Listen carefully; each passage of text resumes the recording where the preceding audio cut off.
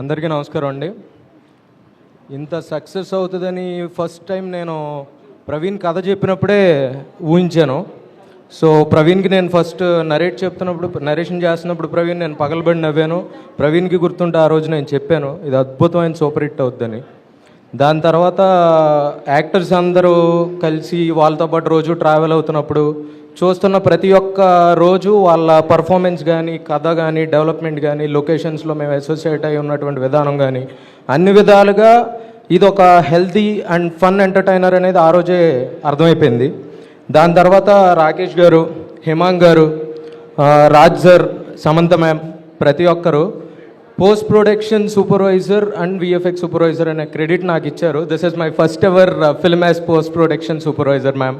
So ఎన్నో films నేను almost ఆ దగ్గర నుండి ఇప్పుడు వరకు మీకు చెప్పినట్టుగానే చాలాసార్లు ప్రయత్నం చేసాం. నేను ఆర్య కానీ మీ సినిమాలో ఒక విఎఫ్ఎక్స్ సూపర్వైజర్గా క్రెడిట్ పడితే చాలు అనుకున్నా.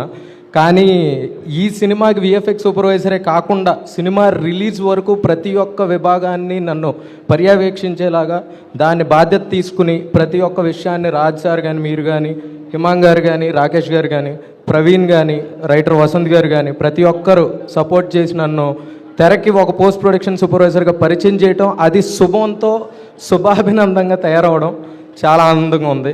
So thank you so much for the opportunity. తెర వెనక ఉన్నటువంటి వాళ్ళని గుర్తించే పరిస్థితికి ఈ శుభం నాంది పలుకుతుంది అనుకుంటున్నాను.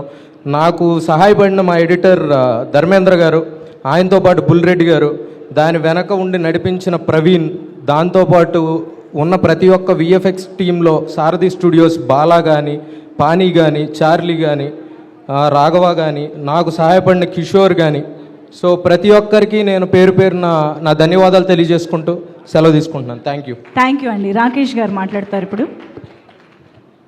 అందరికీ నమస్కారం అండి.